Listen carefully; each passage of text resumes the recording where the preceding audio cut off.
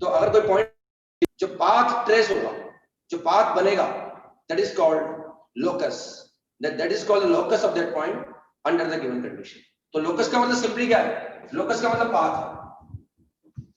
मतलब कोई भी चीज जो मूव कर रही है वो किसी गिवन कंडीशन को फॉलो करते हुए अगर मूव कर रही है तो उसके मूव करने से जो भी पाथ बनेगा, पाथ क्या बनेगा पता नहीं है, लेकिन उसके मूव करने से जो भी पाथ बनेगा उस पाथ को अपन क्या बोलेंगे? लोकस बोलेंगे। ये सिंपल लोकस का मतलब ये है ना। लोकस का मतलब क्या है? पाथ। किसी गिवन कंडीशन को फॉलो करते हुए जहां भी वो मूव कर रहा उसको फॉलो करते करते जहां भी वो गया, वो जहां भी गया उससे जो पाथ बन रहा है उसी पाथ को अपन बोलेंगे लोकस। ये लोकस का मतलब है। अब हम लोकस की इक्वेशन निकालना सीखेंगे। वो जो पाथ आएगा ना उस पाथ की इक्वेशन निकालना सीखेंगे। लेकिन इसका मतलब समझने के लिए सवाल आने तक पहले कुछ और मतलब समझते हैं। लेकिन क्लियर कट लोकस आते ही हमारे माइंड में ये आना चाहिए कि भाई एक पाथ है, कोई मूविंग कर रहा है, कोई मूव कर रहा है, किसी गिवन कंडीशन को फॉलो करते हुए मूव कर रहा है, उसके मूव करने से जो पाथ बना होगा उसी पाथ को अपन लोकस बोलते हैं। ठीक है ना? ये बार बार 3-4 बार तो मैं बोल चुका होता हूँ, आपको बार बार बोलना चाहिए ये बात, क्योंकि जब तक बार बार बोलेंगे नहीं, किसी चीज का अभ्यास नहीं करेंगे ना। क्रिकेटर होता है ना, महेंद्र सिंह धोनी खेलता है ना, तो हेलीकॉप्टर शॉट मारता है, आपने देखा होगा, तो देखने में कितना आसान लगता है कि महेंद्र सिंह धोनी हेलीकॉप्टर शॉट बड़ी आसानी से मार सकता है। अपने को लगता है मैं ग्राउंड में जाऊंगा और मैं ही शॉट लगा दूंगा, मैं ऐसा करूंगा फटाफट और 6 लग जाएगा। लगता बड़ा आसान है इसको देखने में, लेकिन वो उसकी प्रैक्टिस करने के लिए आज भी प्रैक्टिस करता है वो उसकी, आज भी वो प्रैक्टिस करता है। कई बार आउट भी जाता है, कई बार 6 बाउंड्री आउट हो जाता है, तो वो आज भी प्रैक्टिस करता है। तो practice makes the man perfect. चीज आना अलग बात है, और उस चीज की अगर प्रैक्टिस करते रहेंगे तो जब जरूरत पड़ेगी ना तो फ्रैक्शन ऑफ सेकंड में वो क्लिक होगा, और वो क्लिक तभी होगा जब उसकी प्रैक्टिस हो रही है। तो मैं बार बार बोलता हूँ, तो आपको दिखाने के लिए बोलता हूँ ना बार बार कि पाथ का मतलब लोकस, लोकस का मतलब पाथ। किसी गिवन कंडीशन को फॉलो करते हुए जहां जहां भी वो गया होगा उसके जाने से, उसके मूव करने से जो पाथ बनेगा उस पाथ को ही उस पॉइंट का लोकस बोला जाता है अंडर द गिवन कंडीशन। अब इसका मतलब समझने के लिए अपन एग्जांपल लेते हैं, कुछ एग्जांपल लेते हैं लोकस के। For example, first, if a point P moves in such a way, लिखना है इसको, डिक्टेट करा रहा हूं मैं आपको। if a point P moves in such a way that its distance in such a way that its distance from a fixed point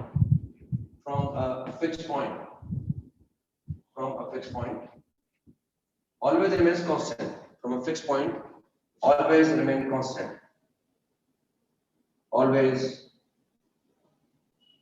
remains constant, then यानी एक पॉइंट ऐसे मूव कर रहा है, उसके मूव करने के लिए कंडीशन लगा दी है भाई तू मूव करेगा लेकिन तेरी एक फिक्स पॉइंट से डिस्टेंस हमेशा क्या रहेगी? कांस्टेंट रहेगी। देन द लोकस, ये इसलिए ये एग्जांपल लिया जाता है। इस एग्जांपल को लिखते ही आपके माइंड में डायग्राम बन जाएगा और शायद उस लोकस को, उस पाथ को शायद आप इंटरप्रेट कर पाए। लोकस समझाने का बेस्ट तरीका होता है, बेस्ट एग्जांपल होता है then the locus of moving point, then the locus of the moving point will be a circle, and the locus of moving point will be a circle, and the locus of moving point will be a circle.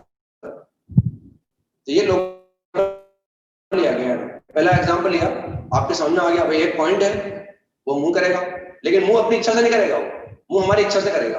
हम जो उसको condition देंगे ना उसको follow करेगा, और हम ये बोलते हैं वो ओबीडिएंट है, वो जो मूविंग पॉइंट है वो ओबीडिएंट है। ऐसा नहीं कि वो ओबीडिएंट नहीं है ना, हमारी बात मानता है, जो हम कहेंगे ना उससे हमारी बात मानेगा वो।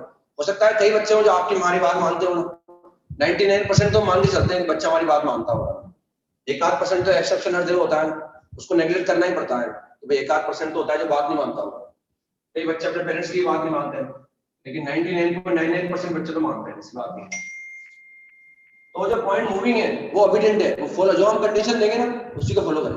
अब कंडीशन क्या है? देखो एक फिक्स पॉइंट हमारे पास है, ये मान लिया भाई फिक्स पॉइंट है, FP लिख दिया फिक्स पॉइंट, और एक मूविंग पॉइंट हमारे पास है, वो ऐसे मूव कर रहा है कि उसकी इस फिक्स पॉइंट से डिस्टेंस कांस्टेंट रहेगी, मतलब कहीं भी जाए। नो डाउट हम 2D पढ़ रहे हैं, बोर्ड पर ही है हमारा पॉइंट, 2D पढ़ रहे हैं, बोर्ड के एक्सिस और वाई एक्सिस है। अब मान लिया ये मूविंग पॉइंट हमारे पास है, इस मूविंग पॉइंट को P मान, और मान लिया डिस्टेंस कांस्टेंट है, पता नहीं क्या है लेकिन कांस्टेंट है, हो सकता है 1 हो सकता है 2 हो सकता है 3 हो सकता है 4।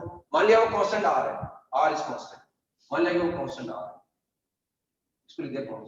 अब ये हमसे कहा है इसको मूव कर, हमने कहा मूव कर दूं, तेरी इच्छा हो जहां जा, लेकिन तेरी इससे डिस्टेंस हमेशा r रहनी चाहिए, ना r से कम ना r से ज्यादा। तो ये मूव करता हो सकता है यहाँ आ जाए, कभी यहाँ तो नहीं आ सकता ना मूव करके, यहाँ नहीं आ सकता ऐसे, तो ये तो r नहीं होगा, ये तो r नहीं होगा, हो सकता है मूव करके वो यहाँ आ जाए ऐसे, तो अगर वो यहाँ आएगा ये डिस्टेंस भी उसके r रहेगी, हो सकता है मूव करके वो यहाँ आ जाए कभी, ये डिस्टेंस भी उसके r रहेगी, हो सकता है मूव करता करता कभी यहाँ आ जाए, ये डिस्टेंस भी क्या रहेगी उसके r रहेगी। अब समझ में आ गया, ये फिक्स पॉइंट तो क्या हो गया सेंटर, और ये कांस्टेंट डिस्टेंस क्या हो गया रेडियस हो गया। बस ये सारे पॉइंट को मिला दिया, जहां जहां भी वो गया उन सारे पॉइंट को मिला दिया, जहां जहां पे मूव कर सकता था उन सारे पॉइंट को मिलाया, तो उनको मिलाने से पाथ बन रहा है, and this path is circle, ये लोकस है। तो अगर कोई पॉइंट ऐसे मूव करेगा कि उसकी फिक्स पॉइंट से डिस्टेंस ऑलवेज कांस्टेंट रहे, देन द लोकस माने जो पाथ बन रहा है, कभी वो यहाँ आ सकता है, कभी वो पॉइंट यहाँ आ सकता है, कभी वो पॉइंट यहाँ आ सकता है, कभी वो यहाँ आ सकता है, कभी वो यहाँ आ सकता है, कभी वो यहाँ आ सकता है, कभी यहाँ आ सकता है, कभी यहाँ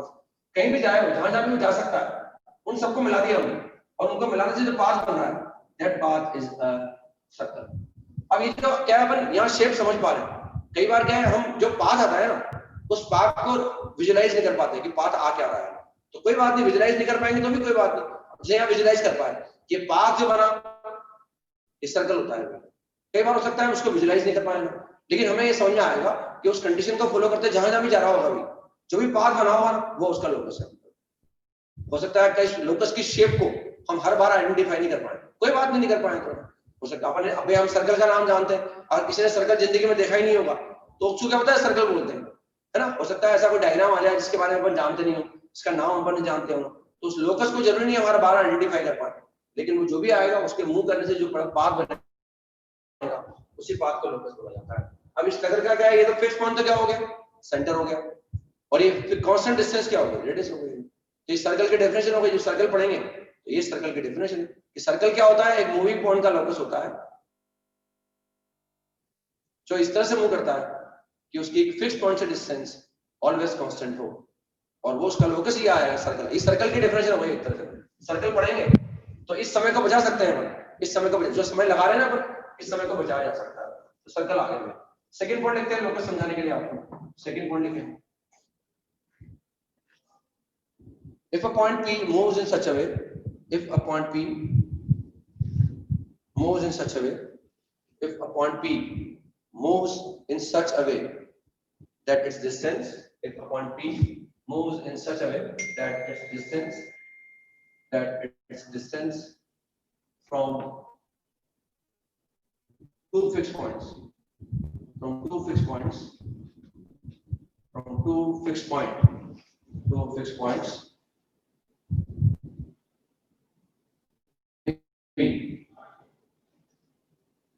always remains same, constantly बोल रहे हैं, सेम बोल रहे हैं, always remains same,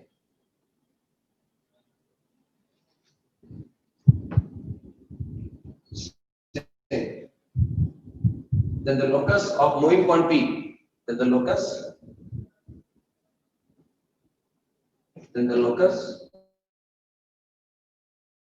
of moving point P will be a straight line, then the locus जो पाथ आएगा उस पाथ का नाम बता पा रहे हैं, हर बार हो सकता है नाम नहीं बता पाए, ये लोकस समझाने के लिए एग्जांपल ले रहे हैं अपने। The locus of point P will be a straight line, the locus of point P will be a straight line, and this line वो जो लाइन आएगी जो लोकस बोल रहे हैं जो लाइन आएगी, and this line will be perpendicular bisector of the line segment AB.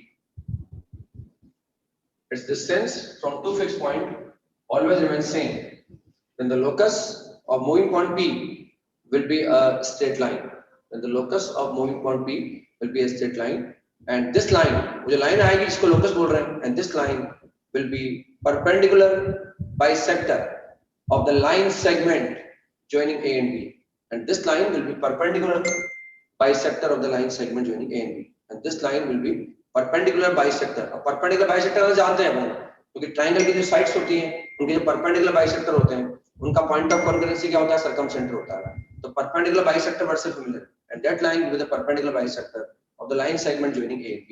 तो जब भी कोई पॉइंट अपन ऐसे एग्जांपल ले रहे हैं क्योंकि अपन ने कुछ नहीं करा अभी, सिर्फ लोकस का मतलब समझा रहे हैं आपको, तो ऐसे एग्जांपल ले रहे हैं जिससे समझ में आएगा भाई लोकस का मतलब होता क्या है। अब हम कह रहे हैं एक फिक्स पॉइंट है वो ऐसे मूव कर रहा है, कि उसकी दो फिक्स पॉइंट से डिस्टेंस क्या होगी, सेम होगी। इक्वल नहीं बोल रहे हैं, सेम होगी। यानी जब भी वो चाहे दोनों से डिस्टेंस 2 यूनिट आ जाए, दोनों से 3 यूनिट आए, दोनों से 5 यूनिट आए, दोनों से 100 यूनिट आए, दोनों से डिस्टेंस बराबर आनी चाहिए। तो एक फिक्स पॉइंट तो मैंने ए मान लिया, एक फिक्स पॉइंट को मैंने ए मान लिया, और एक फिक्स पॉइंट को बी मान लिया। ये फिक्स है, इनका लोकस नहीं निकाल सकता। लोकस तो उसी पॉइंट का निकालेंगे जब मूव करेगा। भाई हमसे कहा जाए इस फिक्स पॉइंट का लोकस निकालो, ये तो मूव करेगा ही नहीं कभी। हमसे कहा जाए इस पॉइंट का लोकस निकालो 1, भाई इसका लोकस नहीं निकाल सकते, ये तो फिक्स पॉइंट है। इसका एक्स भी फिक्स है, इसका वाई, ये तो मूव कर ही नहीं सकता, ये तो एक फिक्स जगह है। तो लोकस हमेशा मूविंग पॉइंट का निकाला जा सकता है, तो ये फिक्स पॉइंट है। अब पॉइंट ऐसे मूव कर रहा है कि उसकी इन दोनों से डिस्टेंस क्या आएगी, सेम आनी चाहिए। हमें ऐसा पॉइंट निकालना है, मूविंग पॉइंट। वो मूव तो कर रहा है लेकिन वो इससे और इससे डिस्टेंस बराबर आनी चाहिए। तो क्या पॉइंट यहाँ हो सकता है सर, या नहीं हो सकता? क्योंकि अगर यहाँ होगा तो ये डिस्टेंस अलग कम आएगी, ये डिस्टेंस ज्यादा आएगी। क्या वो यहाँ हो सकता है? यहाँ भी नहीं हो सकता। क्या वो यहाँ हो सकता है? नहीं हो सकता, क्योंकि ये डिस्टेंस कम आएगी, वो ज्यादा आएगी। क्या मिड पॉइंट पर हो सकता है? यस, मिड पॉइंट पर हो सकता है, यहाँ हो सकता है। वो पॉइंट एक तो यहाँ हो सकता है, ये मिड पॉइंट पर आ गया, यहाँ हो सकता है। अब क्या वो यहाँ हो सकता है सर? नहीं हो सकता, क्योंकि ये डिस्टेंस कम आएगी, वो ज्यादा आएगी। क्या यहाँ हो सकता है? नहीं हो सकता। अब हमने क्या करा, यहाँ से ड्रॉ कर दिया एक परपेंडिकुलर, ये एक परपेंडिकुलर ड्रॉ कर दिया, ये परपेंडिकुलर ड्रॉ। अब देखो यहाँ तो हो सकता है, लेकिन वो इस लाइन के इधर नहीं हो सकता। अगर मैंने यहाँ ले लिया तो ए से डिस्टेंस कम आएगी, बी से ज्यादा आएगी। यहाँ ले लूंगा तो बी से कम आएगी, ए से ज्यादा आएगी, यानी वो इस लाइन पर लूंगा। अब देखो मैंने इस लाइन, वो एक पॉइंट तो यहाँ हो सकता है, यहाँ आएगा तो कोई दिक्कत नहीं है, दोनों से डिस्टेंस बराबर आएगी। क्या वो यहाँ हो सकता है? यस, यहाँ हो सकता है। कैसे हो सकता है? अगर वो यहाँ होगा तो हम देख सकते हैं ये डिस्टेंस बराबर होगी। अगर वो यहाँ आएगा तो ये डिस्टेंस बराबर आएगा। कैसे मालूम पड़ा बराबर आएंगे? हम देखो भाई, ये हमने ड्रॉ कर रखा परपेंडिकुलर, ये परपेंडिकुलर ड्रॉ किया है, ये मैंने परपेंडिकुलर ड्रॉ किया, मिडिल पॉइंट तो था ही सही, परपेंडिकुलर ड्रॉ कर दिया। तो हम देख रहे हैं दोनों ट्रायंगल कॉन्ग्रुएंट हो गए। पी पॉइंट को अगर मैं यहाँ लूंगा, दोनों ट्रायंगल कॉन्ग्रुएंट। भाई हम देख रहे हैं ये एंगल 90 है, ये एंगल 90 है, ये लेंथ इस लेंथ के बराबर है, तो वैसे बात है पी बराबर क्या होगा, पी भी होगा, पी बराबर पी भी होगा। पी पॉइंट यहाँ भी हो सकता है, पी पॉइंट यहाँ हो सकता है क्या? यस, पी पॉइंट यहाँ भी हो सकता है। अगर मैं इसको ए से मिलाऊंगा और इसको मैं बी से मिलाऊंगा तो अगेन वो परपेंडिकुलर ड्रॉ कर दिया, ये साइड दोनों में कॉमन है और ये लाइन तो लेंथ बराबर है, तो ऑब्वियस सी बात है पी यहाँ भी आ सकता है। क्योंकि अगर मैं यहाँ लूंगा तो यहाँ भी पी बराबर क्या आएगा, पी भी आ जाएगा। अब इस लाइन पर कहीं भी ले लो, आप यहाँ ले लो, चाहे पी को यहाँ ले लो, चाहे पी को यहाँ ले लो, चाहे पी को यहाँ ले लो, चाहे पी को यहाँ ले लो, ट्रायंगल क्या बनेगा? आइसोसेलेस ट्रायंगल बनेगा, आइसोसेलेस ट्रायंगल बनेगा, आइसोसेलेस ट्रायंगल बनेगा। तो अगर मैंने पॉइंट को यहाँ भी लिया, अगर मैंने पॉइंट पी को यहाँ भी लिया मान लो, तो ये पी बराबर पी भी आएगा। तो इसको मैंने ए से मिला दिया, इसको बी से मिला दिया। अब ये परपेंडिकुलर है, ये परपेंडिकुलर है, ये लेंथ इसके बराबर है, ये दोनों में कॉमन है, तो ऑब्वियस सी बात है पी बराबर पी भी आ जाएगा। इस लाइन पर कहीं भी पॉइंट पी लो, वो ए और बी से बराबर डिस्टेंस पर आएगा। यानी अगर आपसे कभी कहा जाए, कभी आपसे कहा जाए कि भाई दो फिक्स पॉइंट दे रखे हैं ना, दो फिक्स पॉइंट, दो पॉइंट फिक्स है ना, then find the third vertex of the isosceles triangle, then find the third vertex of the isosceles triangle, find the third. तो थर्ड वर्टेक्स कितने हो सकते हैं? यहाँ कोई भी पॉइंट लो, यहाँ कोई भी पॉइंट लो। अगर मैं इन पॉइंट को, इस लाइन पर लाइन करने वाले पॉइंट को अगर ए और बी से मिलाऊंगा तो पी बराबर पी भी क्या आएगा?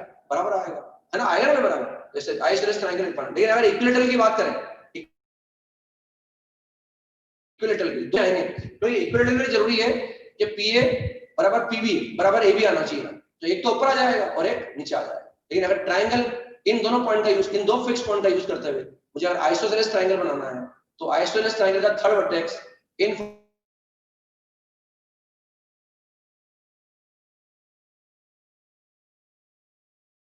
फाइनाइट पोजीशन रखना पड़ेगा कि पी ए, तो एक पोजीशन ऊपर मिलेगी कहीं ना कहीं और एक पोजीशन नीचे मिलेगी।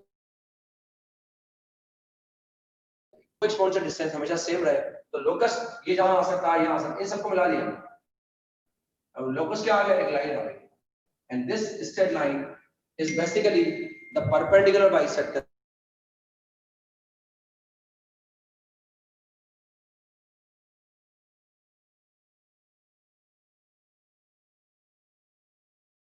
of the line आ गई, तो लोकस को अपन एक्सप्लेन कर सकते हैं। मेरी बात समझ में आ गई शायद? लोकस की ना ऐसे लोकस को निकाला जा सकता है, निकाल के देख सकते हैं। आगे सवाल करते हैं अपन, अब समझ लिया लोकस अपन ने, अब सवाल करते हैं। लिखो आप क्या लिख लो पहले, to find the equation of locus, to find the equation of locus, find the equation of locus, equation of locus. Locus की इक्वेशन निकालना सीखेंगे अपन। भाई जो पाथ आया उसकी इक्वेशन निकालना चाहिए। लोकस का मतलब क्लियर हो गया मेरे हिसाब से आपके, है ना? आप लोकस की इक्वेशन निकालो, तो उसके लिए कुछ स्टेप उनको फॉलो करेंगे, हालांकि अनुभव के हिसाब से सवाल करते जाएंगे। मैंने कहा ना पूरी कोऑर्डिनेट ज्योमेट्री तक, लास्ट चैप्टर हाइपरबोला आया हमारे, वहां भी लोकस के सवाल आएंगे, तो अपन ने यहाँ से सीखा, सवाल करते रहेंगे लगातार, प्रैक्टिस करते रहेंगे तो कोई दिक्कत नहीं आएगी। तो कुछ स्टेप से इनको फॉलो करेंगे अपन लोकस निकालने। लोकस की इक्वेशन निकालने के बाद जो पाथ आया है ना, उस पाथ की इक्वेशन निकालने की कोशिश करेंगे, उसका अलजेब्रिक इक्वेशन निकालेंगे एक्स और वाई के अंदर। लिखो फर्स्ट स्टेप। फर्स्ट स्टेप ये है, let the moving point be P H comma K, let the moving point be P H comma K. सबसे पहले जिस मूविंग पॉइंट का हमें लोकस निकालना है, उस मूविंग पॉइंट को एज्यूम कर लो आप एच कॉमा के।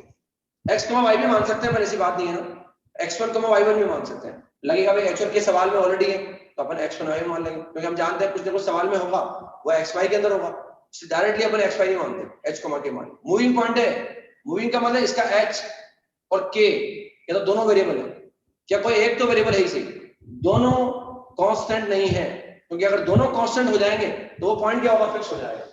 ये पॉइंट मूविंग नहीं हो सकता, ये मूविंग थोड़ी हुई, ये मूविंग है ही नहीं, ये तो फिक्स पॉइंट है, इसका लोकस नहीं निकाल सकते। तो जो भी मूविंग पॉइंट होगा जिसका हमें लोकस की इक्वेशन निकालनी है, पहले उस मूविंग पॉइंट को एज्यूम कर ले h कॉमा के, यानी ये वेरिएबल है, ये भी वेरिएबल हो सकता है, कोई एक कांस्टेंट हो, लेकिन दोनों कांस्टेंट नहीं हो सकते, दोनों कांस्टेंट नहीं हो सकते। सबसे पहले मूविंग पॉइंट को मान लेंगे।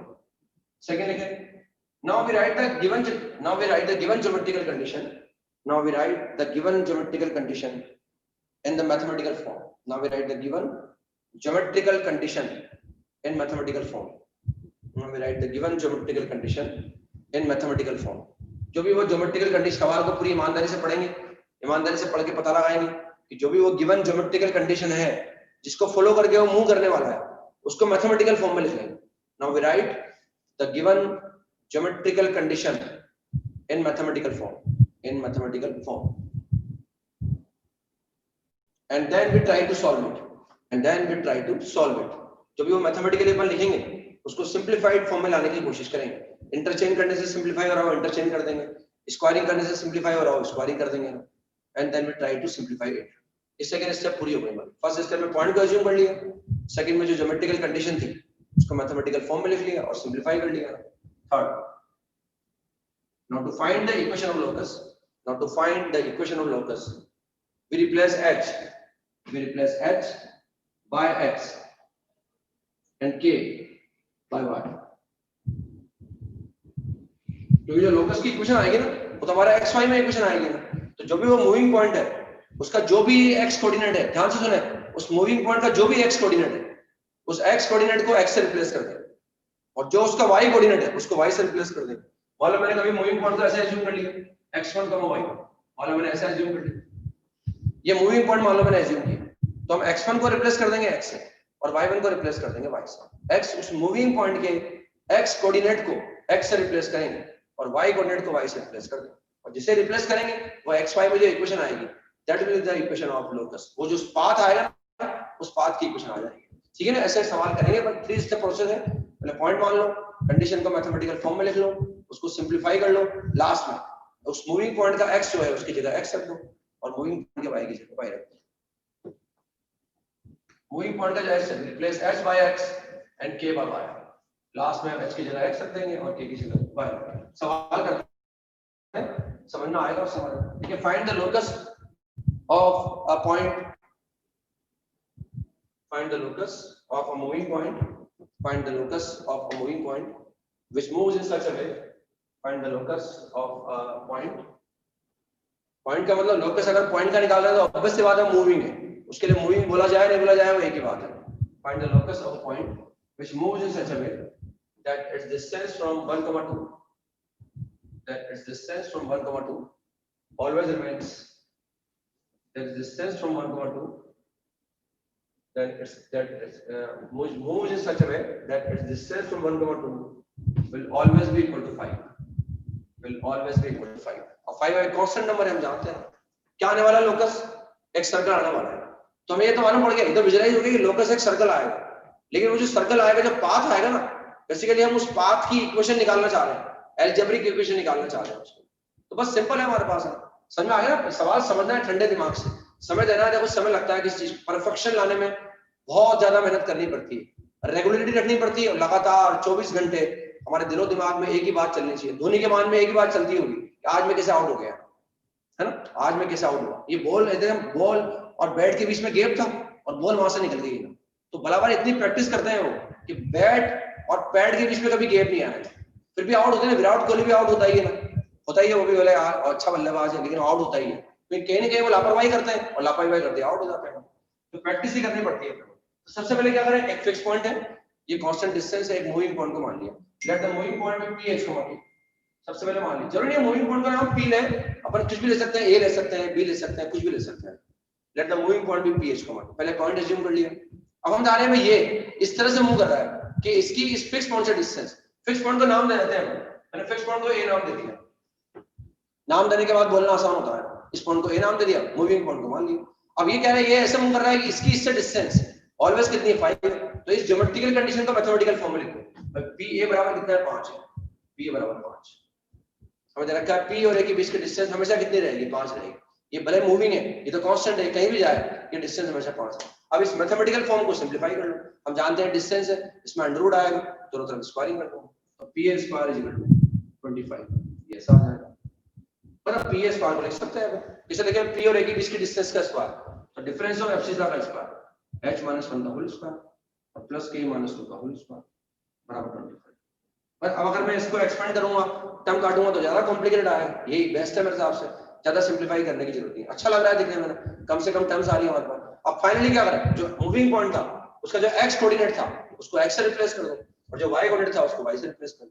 therefore the equation of locus is x - 1 का होल स्क्वायर प्लस y - 2 का whole square is equal to 25 या 5 square. This is the equation of locus. ये उस सर्कल की इक्वेशन आ गई, जब सर्कल पढ़े ना अपन, इस सर्कल की इक्वेशन आ गई। इस सर्कल का सेंटर क्या है बताओ, इस इक्वेशन को देखकर नहीं बता सकते अपन सेंटर क्या है, लेकिन हम जानते हैं कॉमन सेंस से उस सर्कल, जो भी सर्कल आया है उस सर्कल का सेंटर वही है और ये उसकी रेडियस है। तो यहां से देखकर पता लगा नहीं है सेंटर का ये x कोऑर्डिनेट है, ये सेंटर का y कोऑर्डिनेट है ना, और ये रेडियस है, ये रेडियस का स्क्वायर लिखा हुआ होता है ना। ये हम जानते हैं भाई, लोकस सर्कल के बारे में पढ़ाया नहीं ना आपको, लेकिन हमारे समझ में आ गया भाई, उस सर्कल की इक्वेशन है, उस सर्कल का सेंटर नो डाउट ये है, उस सर्कल का रेडियस है, इसका सेंटर ये आएगा, उसका रेडियस आएगा। तो ऐसा पॉइंट एज्यूम कर लेते हैं, जो कंडीशन है उसको मैथमेटिकल फॉर्म में लिख लो। हमें लगा अंडर रूट आ रहा था, सिंपलीफाई कर दिया और लास्ट में h की जगह x रख दिया, कि जो भी उसका x कोऑर्डिनेट है उसकी x रखा, जो y कोऑर्डिनेट की जगह y। नेक्स्ट सवाल लिखें, find the locus of a point, find the locus of a point. Practice है, देखो क्वेश्चन रखना पड़ता है, टीचर जो उसको आता होगा सब सिखाएगा आपको, ऐसी बात नहीं, लेकिन पेशेंस रखना होता है, एक दिन में चमत्कार नहीं होता है। The find the locus of a point which moves in such a way, find the locus of a point which moves in such a way that which moves in such a way that it is equidistant, that it is equidistant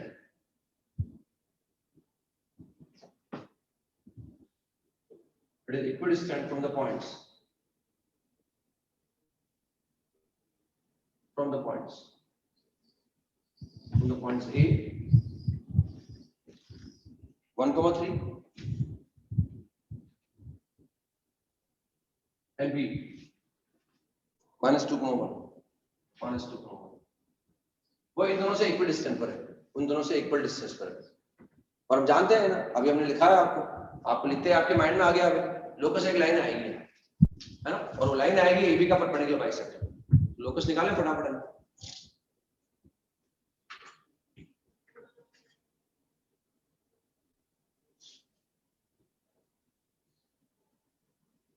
mathematics में क्या practice ज्यादा है ना, तो अपन चीजें सीखते हैं, उनको माइंड में रखना ही पड़ता है ना, और माइंड में रखने के बाद भी गलतियां होती रहती है, ऐसी बात नहीं है ना, गलतियां हमसे भी होती होगी, ऐसी बात नहीं है, सवालों में दिक्कत कई बार हमें भी आती होगी, ऐसी बात नहीं है ना। साइंटिस्ट होते हैं ना बड़े बड़े, अपन बहुत साइंटिस्ट मानते हैं, बहुत इंजीनियर इंटेलिजेंट होते हैं ना, गलती कई बार उनसे भी एक्यूरेसी की गलती हो जाती है। ये तो क्या है, लाइफ लॉन्ग लर्निंग प्रोसेस होता है ना, गलतियां करते रहो, सीखते रहो, गलतियां करते रहो, सीखते रहो, लेकिन मन होना चाहिए अपना, किसी चीज को सीखने का मन होना चाहिए, मन अगर है तो सीख लेंगे उसको, ऐसी बात नहीं है।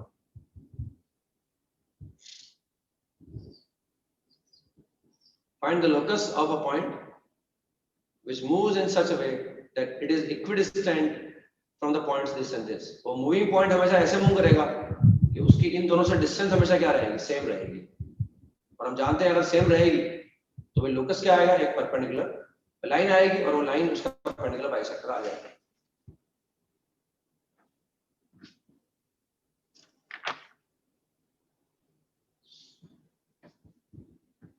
तो निकाल लेंगे। मान लें पहले मूविंग पॉइंट को मान लेते हैं, मूविंग पॉइंट में पीएच को मान लेंगे, अभी पॉइंट मूव कर रहा है, अब ये तो पॉइंट एज्यूम कर लिया।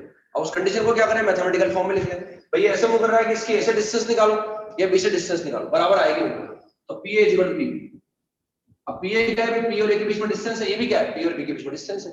हम जानते हैं अंडर रूट आएंगे, दोनों तरफ स्क्वायरिंग कर दो, ये स्क्वायरिंग कर दो, पी ए का स्क्वायर और is equal to P B का स्क्वायर। पहले ज्योमेट्रिकल कंडीशन को मैथमेटिकल फॉर्म में लिखा, अब इसको सिंपलीफाई कर लेते हैं। पी ए का स्क्वायर का मतलब h माइनस 1 का whole square plus k minus 3 का होल स्क्वायर, ये पी ए का स्क्वायर है। अब पीबी का स्क्वायर निकाल लो, h प्लस 2 का होल स्क्वायर और k माइनस 1 का होल स्क्वायर। अब इसको सिंपलीफाई करना जरूरी है, देखो सिंपलीफाई हो रहा है, h स्क्वायर से h स्क्वायर कट जाएगा, k स्क्वायर से k स्क्वायर कट जाएगा, उसको सिंपलीफाइड फॉर्म में लिखा, पहले ये लिखा, सिंपलीफाई करा भाई, यहाँ आ गए, अब और सिंपलीफाई कर सकते हैं अभी ना, तो h स्क्वायर से h स्क्वायर कट जाएगा, यहाँ आएगा माइनस का 2h और प्लस का 1, k स्क्वायर से k स्क्वायर कट जाएगा, यहाँ आएगा माइनस 6k और प्लस 9, h स्क्वायर हमने काट ही दिया तो यहाँ आएगा 4h और प्लस का 4, k स्क्वायर हमने काट ही दिया माइनस का 2k प्लस 1। अब इंटरचेंज में ऐसे करें, हम जानते हैं s की जगह x रखेंगे, इक्वेशन xy में आएगी, तो पहला टर्म पॉजिटिव, पहले x का टर्म लिखते हैं फिर y का टर्म लिखते हैं, सबको मैंने उधर इंटरचेंज कर लिया, सबको उधर इंटरचेंज कर लिया, उधर इंटरचेंज कर, इधर भी कर सकते हैं इंटरचेंज, कोई दिक्कत नहीं, इंटरचेंज करने से कभी फर्क नहीं पड़ता, हमने उधर इंटरचेंज कर लिया, तो 2h और वो कितना हो गया 4h, 6h हो गया, और अगर उधर इंटरचेंज माइनस का 6k क्या हो जाएगा, प्लस k हो जाएगा, तो प्लस का 4 क्या आ जाएगा। अब कांस्टेंट को देखते हैं, इधर 10 हो गया और वो कितना है 5, तो माइनस 5 हो जाएगा, माइनस 5 इज इक्वल टू 0। अब सिंपलीफाई नहीं कर सकते हम, है ना, बता लग रहा है लास्ट में फाइनल आने का लग रहा है, सिंपलीफाइड फॉर्म में आ गया, तो मूविंग पॉइंट का जो भी x कोऑर्डिनेट है उसकी जगह x रख देंगे और जो y कोऑर्डिनेट उसकी जगह y रख देंगे, तो h की जगह x रख देंगे, therefore the equation of locus is -5 बराबर, ये इस इक्वेशन का लोकस आ, ये वो लाइन आ गई। अब हम जानते हैं ये लाइन क्या है, ये AB का क्या आ गया, परपेंडिकुलर बाइसेक्टर आ गया, यानी ये लाइन नो डाउट, ये लाइन नो डाउट AB के मिडिल पॉइंट से पास होगी और AB की क्या होगी, परपेंडिकुलर होगी, AB के परपेंडिकुलर। ये बात अपन हर बार विजुअलाइज नहीं कर पाएंगे, अपन सवाल ऐसे कर रहे हैं, कई बार सवाल हमारे सामने ऐसे भी आएंगे, सवाल तो कर लेंगे, इक्वेशन भी निकाल लेंगे, उसको इंटरप्रेट नहीं कर पाएंगे कई बार अपन, लेकिन इंटरप्रेट नहीं कर पाए तो भी कोई बात नहीं, और जिनको फॉलो कर रहा होगा उनको फॉलो करेगा ही करेगा। अपन देख सकते हैं यहाँ से, ध्यान से देखिए मेरी बात, हमारे पास 2 पॉइंट थे, एक हमें पूरा विश्वास है ये जो लाइन आई है ये AB का परपेंडिकुलर बाइसेक्टर आई है, मतलब ये AB के मिडिल पॉइंट से पास होगी और AB के परपेंडिकुलर भी होगी, ये AB के मिडिल पॉइंट से पास होगी और AB के परपेंडिकुलर भी होगी, तो अपन देख सकते हैं कैसे क्या AB के मिडिल पॉइंट से पास हो रही, हम जानते हैं XY में 1 डिग्री का जो रिलेशन होता है, हम लिखवाएंगे भी सही आगे आपको, लेकिन आप ऑलरेडी जानते हैं ये एक स्ट्रेट लाइन ही होती है, XY में 1 डिग्री का रिलेशन हमारे पास है, ये फिर से पढ़ लेते हैं आप, y = mx + c एक लाइन होती है। अब दिखाना है ये परपेंडिकुलर बाइसेक्टर है, मुझे ये शो करना है कि ये लाइन परपेंडिकुलर बाइसेक्टर, हम जानते हैं, तसल्ली कर रहे हैं बस अपने आप के लिए, भाई ये AB के मिडिल पॉइंट से पास होगी और AB के परपेंडिकुलर भी होगी, अब तसल्ली कर रहे हैं भाई वाकई में ऐसा हो रहा है और बिल्कुल ऐसा होगा, नो डाउट 100% ऐसा होगा। अब कैसे दिखाएं, पहले मिडिल पॉइंट निकाल लो, मिडिल पॉइंट तो निकालना आता है हमें AB का मिडिल पॉइंट क्या है, दोनों के x जोड़ दी आधा कर दिया, दोनों के y को जोड़ दिया और आधा कर दिया, और अगर ये लाइन परपेंडिकुलर बाइसेक्टर है तो ये मिडिल पॉइंट इसको सेटिस्फाई करना चाहिए ना, भाई ये लाइन यहाँ से पास होनी चाहिए, ये लाइन ऐसी अपन दिखाना चाह रहे हैं, ये जो लाइन आई है ये ऐसी आई, तो ये पॉइंट इसको क्या करना चाहिए, सेटिस्फाई करने का मतलब क्या होता है समझते हैं आप, x की जगह ये रख दो और y की जगह रख दो, 0 बराबर 0 आ जाना चाहिए, तो रखो इसमें x बराबर -1/2 रखो, -3 आएगा, y की जगह 2 रखो 8 आएगा, -5 बराबर, क्या सेटिस्फाई कर रहा है, यस, यानी ये लाइन गारंटी है यहाँ से पास होगी। लेकिन अगर यहाँ से पास हो रही लाइन तो भाई ऐसी तो नहीं होगी कहीं, भाई ऐसी तो नहीं, भाई ऐसी नहीं होगी ना, हम जानते हैं, अभी डायग्राम बना के बताया आपको, ये लाइन जो आई है ये लाइन तो AB के परपेंडिकुलर भी होगी और मिडिल पॉइंट से भी पास होगी, मिडिल पॉइंट से पास होगी दिखाई दिया अपन, अब ये कैसे दिखाएंगे परपेंडिकुलर है, ये कैसे दिखाएं परपेंडिकुलर, तो हम जानते हैं अगर 2 लाइन परपेंडिकुलर दिखानी हो तो उनके स्लोप का प्रोडक्ट क्या आता है, -1 आता है, एक तो AB का स्लोप निकालो, लाइन का स्लोप निकालने के 2 तरीके होते हैं, या तो उसका इंक्लिनेशन हमारे पास हो या उस पर 2 पॉइंट हो, हमारे पास 2 पॉइंट है AB पर और AB का स्लोप निकालना, मैंने B को बाद में लिखा है तो B में से माइनस करूंगा, y2 -5 अपॉन x2 माइनस का x1, कितना आ गया, ऊपर तो -2 आया, नीचे -3 आ गया, तो AB का स्लोप कितना आ गया 2/3, इसका स्लोप 2/3 आ गया, और अगर ये परपेंडिकुलर है तो इसका स्लोप क्या आना चाहिए, नेगेटिव रेसिप्रोकल, पहले रेसिप्रोकल करो 3/2 फिर नेगेटिव करो, यानी इसका स्लोप क्या आना चाहिए, -3/2 आना चाहिए, इस लाइन का स्लोप -3/2 आना चाहिए। अब आपको लगेगा स्लोप निकालना सिखाया नहीं, नो डाउट मैंने नहीं सिखाया, मैं आगे सिखाऊंगा बस, लेकिन आपको ऑलरेडी आता है, क्या इस लाइन का स्लोप निकालना आता है आपको, y = mx + c, ये फ्री स्लोप आ रखा है आपका, इसका स्लोप क्या होता है m और c क्या होता है y इंटरसेप्ट। इसका स्लोप निकालने के लिए अपन अभी काम चला लेते हैं अभी ना, और हमारा काम भी आ जाएगा। तो जो भी मैं सिखा रहा हूँ, लेकिन अगर मैं दोबारा उसका यूज करूँ तो आपको कोऑपरेट करना है बच्चों ना, बस इतना सा मैं कह रहा हूँ आपसे। इसका स्लोप निकालने के लिए हम क्या कर रहे हैं, इस लाइन को ऐसे जमाते हैं, जैसे भाई y इक्वल टू x और कांस्टेंट को अलग कर दो और y को अलग कर दो, इस लाइन को ऐसे लिख दो आप। तो मैंने ऐसे लिखा 4y इक्वल टू माइनस का 6x और प्लस का 5। इस लाइन को मैं इस तरह से लिखने की कोशिश कर रहा हूँ ताकि मैं स्लोप निकाल सकूँ। और कभी इस तरह की लाइन का स्लोप निकाल रहा हूँ तो आप समझ रहे हैं बच्चों को, ऐसे लिख देंगे तो कोई दिक्कत नहीं है ना। और ऐसे अब लेकिन हमें y चाहिए ना, तो 4 से डिवाइड कर दो, तो y इक्वल टू माइनस का 6x अपॉन 4 और प्लस का 5 अपॉन 4। और ये कितना आ गया, y इक्वल टू माइनस का 3/2x और प्लस 5/4। तो हमने इस लाइन को क्या करा, y equal to mx plus c की फॉर्म में, y equal to mx plus c। What is m? इसका स्लोप क्या आ गया, इसका स्लोप आ गया -3/2। तो स्लोप आ गया इसका -3/2। बिल्कुल प्रूव करके दिखा दिया मैंने, ऐसे जरूरत नहीं है अपने को प्रूव करने की, ठंडक हो गई अपने को, अच्छा लगा अपने को, हाँ भाई वाकई में लाइन आती है और वो लाइन जो है वो AB का परपेंडिकुलर बाइसेक्टर है। आपने मिडिल पॉइंट सेटिस्फाई करा के दिखा दिया। कभी इस तरह की लाइन का स्लोप निकालना हो तो स्लोप निकालना भी आ गया आपको, भाई हम लाइन को y बराबर mx प्लस c की, पेशेंस है, उसको y बराबर mx प्लस c की फॉर्म में दो, y का टर्म अलग कर दो, x और कांस्टेंट को अलग कर दो।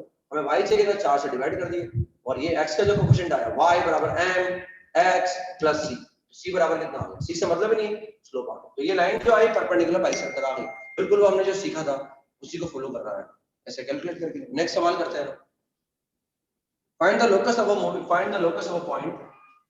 पेशेंस है, आप समझते जाएं, मैं पर समझा रहा हूं, उनको माइंड में रखें। फील कर पा रहे हैं भाई ऐसा हो रहा है ना, कई बार फील नहीं कर पाए तो भी कोई बात नहीं है। ऐसा अगर मैं नहीं बताता ना, अगर मैं आपको बताता नहीं तो भी आपको लगना चाहिए था भाई हाँ भाई ये लाइन जो आएगी 100% वो AB का परपेंडिकुलर बाइसेक्टर आएगी। ठीक है, मैंने बताया है आपको, नहीं बताता तो भी हमारे माइंड में रहेगा भाई वो लाइन डेफिनेटली उसका परपेंडिकुलर बाइसेक्टर ये आएगी। लेकिन नेक्स्ट है, find the locus of a point which moves in such a way, find the locus of a point which moves in such a way that its distance from the x-axis, which moves in such a way that its distance from the x-axis, which moves in such a way that its distance from the x-axis is equal to half of its distance from the origin, which moves in such a way that its distance from the x-axis is equal to, यानी उसकी अगर मैं x axis से distance निकालूंगा तो किसके बराबर आएगी, is equal to half of its distance from the origin, is equal to half of its distance from the origin। it जो यूज कर रहे हैं अपन, वो मूविंग पॉइंट के लिए यूज कर रहे हैं। find the locus of a moving of a point which moves in such a way that its distance from the x axis is equal to half of its distance from the origin, from the origin। तो पहले moving point को मान लेंगे, वो जिस condition को follow करते हुए मूव कर रहा है उसको मैथमेटिकल फॉर्म में लिखेंगे, उसको सिंपलीफाई करने की कोशिश करेंगे, और लास्ट में जो मूविंग पॉइंट का x कोऑर्डिनेट है उसकी जगह x रख देंगे और जो y कोऑर्डिनेट है उसकी जगह y रख देंगे। ये प्रोसीजर होता है सवाल करने का। मेरा काम सिर्फ इंटरेस्ट क्रिएट करना है आपका, बात आपके समझ में आ जाए जो लिखा है लोकस उसका मतलब ये होता है, ये मेरा काम है। कोशिश आपको भी करनी पड़ेगी, एफर्ट आपको भी लगाने पड़ेगा, आपके खुद के एफर्ट ही आपको महान बनाएंगे। मैं तो सहयोग कर सकता हूं उसमें।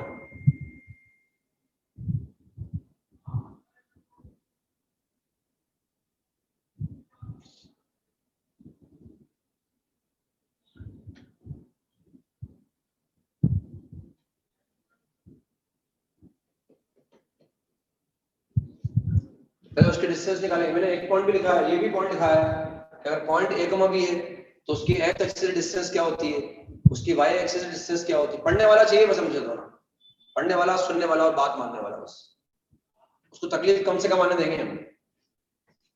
हर पॉइंट लिखा है छोटे से छोटा, उसको समझाया है, आपको समझाने में समय भी लगाया है। तो सबसे पहले क्या करें, मूविंग पॉइंट को अज्यूम करें, let the moving point be ph comma. अब सबसे पहले इसके डिस्टेंस निकालेंगे x एक्सिस से। Distance of any point from the x axis is mod y, mod y, mod of k। तो इसका y कितना है, इसका y coordinate k mod k। अब पता होता कि k पॉजिटिव है तो mod लगाते हैं, पता होता कि k नेगेटिव है तो mod k को माइनस के लिख देते हैं, लेकिन पता नहीं है भाई k क्या है। तो तो पहले इसके डिस्टेंस निकाल, ये भी लिखवाया मैंने आपको क्लास में ना, ये भी लिखवाया है, तकलीफ कम से कम होगी आपको, हर बात को फॉलो करोगे आप। इसकी हमने डिस्टेंस निकाली एक्स एक्सिस, और एक बार इसकी डिस्टेंस निकाल लो ओरिजिन से, ओरिजिन से डिस्टेंस क्या आ जाएगी इसके under root of H square plus K. भाई एक तो इससे डिस्टेंस निकालनी पड़ेगी ओरिजिन से। अब क्या बोल रहे हैं कि its distance from the X axis is equal to half of its distance from the origin. जो ओरिजिन से डिस्टेंस है उसका हाफ अगर कर दूंगा तो इसके बराबर आ जाएगा, बस उसको मैथमेटिकल फॉर्म में लिखिए। अब इसको सिंपलीफाई करेंगे, सिंपलीफाई करने के लिए क्या करें, मॉड है अंडर रूट है, स्क्वायरिंग कर दो भाई आप। तो पहले एक तो इंटरचेंज कर दो, आ जाएगा 2 times of mod K is equal to under root of H square plus K square, बस इसका बस कर 4 के स्क्वायर। मॉड का स्क्वायर क्या होता है, मॉड जाता है H square plus K square, therefore the locus is 3k square is equal to h square। अब ज्यादा सिंपलीफाई करना बेकार है, इसको रख दो बस h की जगह x और k की जगह y। therefore the equation of locus, यानी जो भी x कोऑर्डिनेट है उसकी जगह x रखेंगे, जो y कोऑर्डिनेट उसकी जगह y रख देंगे, तो आ जाएगा 3y square is equal to x square, and this is the locus। ये ऐसा locus आ गया। ये जो भी locus आया, अगर जो ये locus आया वो पाथ आया है, अगर मैं इस पाथ पर कोई पॉइंट लूंगा, अगर मैं इस पाथ पर कोई भी एक पॉइंट लूं तो उस पॉइंट की अगर मैं डिस्टेंस निकालूं x एक्सिस से तो वो हाफ आएगी कंपेयर टू इस distance from the y axis, compare to इस डिस्टेंस फ्रॉम द ओरिजिन। ये वो लोकस आ गया हमारे पास। तो सिंपल है, पॉइंट मान लिया, पॉइंट मान के मैथमेटिकल फॉर्म में लिख दिया और कैलकुलेट कर लिया। सिंपलीफाई करने के बाद h की जगह x रख दो और k की जगह y रख दो, है ना, ऐसा कैलकुलेट करके निकाल लिया। अब हम जाए, अभी हम सिर्फ लाइन भी ड्रॉ करना नहीं जानता, अभी लाइन की इक्वेशन भी नहीं निकाली अपन। जब कभी लगेगा अपन को ड्रॉ करना आ गया, हम सर्कल की इक्वेशन निकाल, आपको इक्वेशन लिखी हुई हो, मान लो ये इक्वेशन लिखी हुई है x square plus y square minus 5 बराबर। अब कहा जाए इसको ड्रॉ करो, इसे ड्रॉ करो, हमें जानते नहीं हो क्या होता है। मैं आपसे कह दूं ये पैराबोला है तो आपको मानना पड़ेगा पैराबोला है, मैं आपसे कह दूं ये एलिप्स है तो आपको मानना पड़ेगा एलिप्स, क्योंकि आप नहीं जानते हैं। मैं कहूंगा ये सर्कल है तो सर्कल है भाई, तो अभी हम जानते नहीं है ना, अभी हम सिर्फ लाइन ड्रॉ करना जानते हैं ना, किसी और को ड्रॉ करना नहीं जानते हैं। तो कोई बात नहीं, अपन ड्रॉ कर पाए नहीं कर पाए, अपन लोकस का आइडिया ले रहे हैं। लोकस के सवाल था पूरी कोऑर्डिनेट ज्योमेट्री में चलेंगे भाई, ये लोकस, ये पाथ आया है, वो पॉइंट इस कंडीशन को फॉलो करते हुए जहां जहां भी गया होगा उन सबको जब मैंने मिलाया होगा तो जो पाथ बना होगा ये उस पाथ की इक्वेशन आ गई। ये हमारे समझ में आ रहा है। इसको ड्रॉ कर पाए नहीं कर पाए कोई बात नहीं, लेकिन ये जो पाथ है ये पाथ उस कंडीशन को फॉलो कर रहा होगा, ठीक है ना, ऐसे निकालना इसको। नेक्स्ट सवाल पर आते हैं, लिखो नेक्स्ट सवाल में।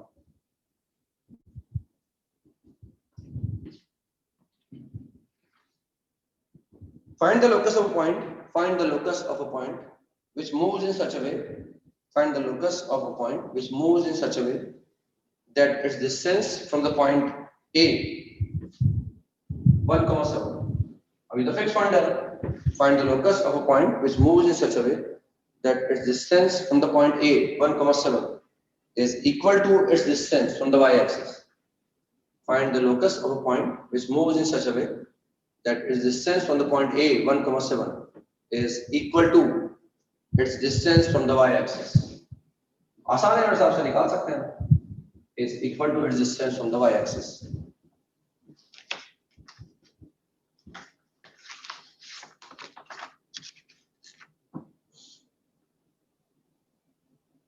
Is equal to its distance from the y-axis। Point को एज्यूम कर लिया, उसकी उस पॉइंट से डिस्टेंस निकाल ली, y-axis से डिस्टेंस निकाल और दोनों को इक्वेट कर दो, बराबर दे रखे हैं, सिंपलीफाई कर लिया, आंसर आ गया।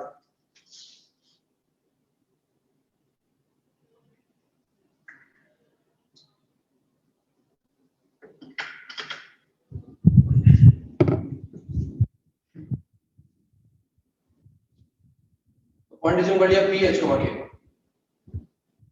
अब इसकी एक तो पॉइंट से डिस्टेंस निकाल ली तो pa निकाल ली, और ये डिस्टेंस निकाली है y-axis से, distance of any point from the y-axis। मैं बोल रहा हूं ना बार-बार, ऐसे आपको बोलना है, distance of any point from the y-axis is mod x। क्या लिखा हुआ है, x जगह h लिखा हुआ है, ऐसे लिख दिया। अब इसमें यहां mod है, या डिस्टेंस से अंडर रूट आएगा तो अंदर स्क्वायरिंग कर लो, तो pa square is equal to h square. mod का स्क्वायर क्या होता है, mod रिमूव हो जाता है। अब pa का मतलब p और a के बीच में डिस्टेंस, तो h - 1 का होल स्क्वायर और प्लस k - 7 का whole square is equal to h। अब इसको और सिंपलीफाई कर सकते हैं हम, क्योंकि h स्क्वायर से h स्क्वायर कट जाएगा तो सिंपलीफाई हो जाएगा। तो क्या आएगा, माइनस का 2h और प्लस का 1 प्लस, इसको मत खोलो आप भाई, इसको क्यों खोला आपने, क्योंकि h स्क्वायर से h स्क्वायर कटेगा, इसको खोलो मत, फायदा नहीं होगा, और टर्म ज्यादा आ जाएंगे, बल्कि इसको मैंने ओपन ही नहीं करा। चाहो तो ओपन भी कर सकते हैं, ऐसी कोई बात नहीं, और इज इक्वल टू 0, क्योंकि h स्क्वायर से मैंने h स्क्वायर को काट दिया, ऐसे लिखा, ये आ गया k - 7 का whole square is equal to 2h - 1। ऐसा अच्छा लग रहा है दिखने में, मतलब इसको और मैं खोलूंगा तो कोई फायदा होगा नहीं है, तो इसलिए यहाँ लिख दिया ना, चाहो तो खोल के लिख दो, कोई दिक्कत नहीं, वरना देख लो आंसर कैसे लिखा हुआ है, ऐसे लिखा हुआ है, ये कैसे लिखा हुआ है। Therefore locus of P is comma K, equation of locus of P is comma K is क्या रखेंगे, x कोऑर्डिनेट की जगह x रख देंगे और y कोऑर्डिनेट की जगह तो y minus 7 का होल स्क्वायर और 2x minus 1। अब इसको ड्रॉ करने के लिए कहा यार ड्रॉ नहीं कर सकते हैं इसको, ये हम जानते नहीं भाई क्या है ना, हम आगे पढ़ेंगे पैराबोला है बेसिकली, ये पैराबोला है। जिस तरह से सर्कल की डेफिनेशन होती है ना, सर्कल की डेफिनेशन क्या होती है कि एक पॉइंट का लोकस, एक पॉइंट ऐसे मूव करे कि उसकी फिक्स पॉइंट से डिस्टेंस हमेशा क्या आ जाए, कांस्टेंट, तो सर्कल आएगा। ऐसे पैराबोला की डेफिनेशन भी होती है, अगर कोई पॉइंट ऐसे मूव करे कि उसकी एक फिक्स पॉइंट से डिस्टेंस और फिक्स लाइन से डिस्टेंस बराबर हो तो उसका लोकस एक पैराबोला होता है। लेकिन अपन जानते नहीं ये बात, तो पैराबोला पढ़ाएंगे तब डेफिनेशन लिखाएंगे तब समझना, इसको ड्रॉ ही नहीं कर सकते अपन, जानते नहीं क्योंकि क्या है, लेकिन जब ड्रॉ करेंगे, लेकिन हमारे सामने आ रहा है कि भाई जो भी पॉइंट ऐसे मूव कर रहा होगा इसकी इससे डिस्टेंस और इससे डिस्टेंस बराबर आ रही होगी, वो इस बात को फॉलो करते हुए जहां जहां भी गया होगा उन सबको जो ज्वाइन किया होगा, तो जो पाथ आया होगा ये उस पाथ की इक्वेशन है। भले इस पाथ को ड्रॉ नहीं कर सकते अपन, फॉर द टाइम बीइंग हम ड्रॉ नहीं कर सकते, लेकिन हमारे बात समझ में आ रही है, उस पाथ की इक्वेशन आ गई है। लेकिन अगर कोई बात नहीं, इंटरप्रेट नहीं कर पा रहे तो कोई बात नहीं, हम ये देख सकते हैं, हम ये देख सकते हैं कि अगर मैं इस लोकस पर कोई पॉइंट लूं, इस लोकस पर कोई पॉइंट लूं, तो उस पॉइंट की इस पॉइंट से डिस्टेंस और y एक्सिस डिस्टेंस क्या आएगी, सेम आएगी, क्योंकि ये उसी पॉइंट का लोकस है। ऐसे पॉइंट जो इससे और इससे बराबर डिस्टेंस पर थे, जब उनको मिलाया हमने तो उससे पाथ बना, यानी इस पाथ पर कोई भी पॉइंट लूं उसकी a से डिस्टेंस और y एक्सिस डिस्टेंस बराबर आएगी। जैसे मान लो फॉर एग्जांपल इस पर कोई पॉइंट लेना चाहूंगा, मैंने y को 7 ले लिया, y बराबर 7, अगर y बराबर 7 लूंगा तो x बराबर कितना आ जाएगा, हाफ आ जाएगा, x बराबर हाफ आ जाएगा।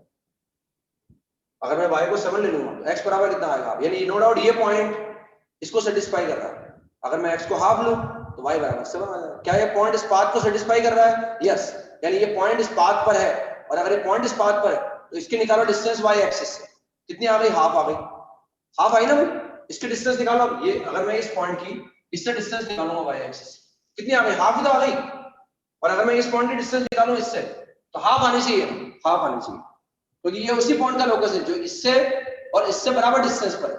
हमने इस पाथ पर एक पॉइंट ले लिया और अब ये दिखा सकते हैं कि भाई ये पॉइंट इससे और इससे बराबर डिस्टेंस पर है। इस पॉइंट की हमने इससे डिस्टेंस निकाल ली, वो हाफ आ गई, अब उससे निकाल लो चाहो तो इस पॉइंट को मैंने p मान लिया, और अगर मैं डिस्टेंस निकालूंगा तो निकाल सकते हैं ना, pa = x2 - x1 का होल स्क्वायर, कितना आ गया, 1/2 से 1/4 आ गया, और डिस्टेंस कितनी आ गई, इस पाथ पर एक पॉइंट लेके दिखा दिया मैंने, और दिखा दिया भाई अगर इस पाथ पर कोई पॉइंट ले रहा हूं, जो भी पॉइंट इस पाथ पर होगा उसकी इससे डिस्टेंस और इस लाइन से डिस्टेंस बराबर आएगी। ये मैंने शो भी कर दिया आपको, लेकिन डायग्राम अभी नहीं बना सकते फॉर द टाइम बीइंग। लेकिन एक सवाल लिखें, find the locus of point, find the locus of point P, या सिर्फ लोकस पॉइंट P जरूरी P लिखें, find the locus of a point which moves in such a way, which moves in such a way, find the locus of a point which moves in such a way that the line segment joining the points A -5, 1, find the locus of a point which moves in such a way that the line segment joining the points A and B 3, 2, which moves in such a way that the line segment joining the points A and B always subtends a right angle at the moving point. Find the locus of a moving point which moves in such a way that the line segment joining the points A and B, and इनको मिलाने वाला segment क्या हो गया, AB हो गया, line segment joining the points A and B always subtends right angle at the moving point, यानी इनको मिलाने वाला जो line segment है वो उस मूविंग पॉइंट पर, जिसका हम लोकस निकाल रहे हैं, उस मूविंग पॉइंट पर ऑलवेज राइट एंगल सबटेंड करेगा। ये सेगमेंट, ये लाइन सेगमेंट, इनको मिलाने वाला लाइन सेगमेंट उस मूविंग पॉइंट पर ऑलवेज राइट एंगल सबटेंड करेगा। यानी वो मूविंग पॉइंट कहीं भी मूव करे, वो कहीं भी जाए, इन ए और बी को मिलाने वाला लाइन सेगमेंट उस मूविंग पॉइंट पर हमेशा क्या बनाएगा, राइट एंगल बनाएगा, उसका लोकस निकालना है। ज्योमेट्री है, कई बार अपन विजुलाइज कर पाते हैं, हर बार विजुलाइज कर पाते होते तो मैथमेटिशियन मैथमेटिक्स को डेवलप भी नहीं कर पाते। मैथमेटिशियन को कभी ना कभी दिक्कत आई होगी विजुलाइज करने में। अब जैसे मंगल ग्रह पर गए थे ना भी अपन, है ना, तो वहां थोड़ी जा सकते हैं, वहां आदमी गया ही नहीं ना, लेकिन उसने कल्पना कर दी, अपने नॉलेज का इस्तेमाल करके पता लगा लिया, मैथमेटिक्स का यूज किया उसने, वो विजुलाइज नहीं कर पाया वहां जाके, तो कई बार अपन विजुलाइज नहीं कर पाते, सिर्फ विजुलाइज करने से काम नहीं चलता, इसलिए मैथमेटिक्स को डेवलप किया गया है। लेकिन कई बार विजुलाइज कर पाते हैं तो काम आसान हो जाता है। लेकिन जहां विजुलाइजेशन नहीं हो पाता तो आगे बढ़ने के लिए मैथमेटिक्स का सहारा लेना पड़ता है।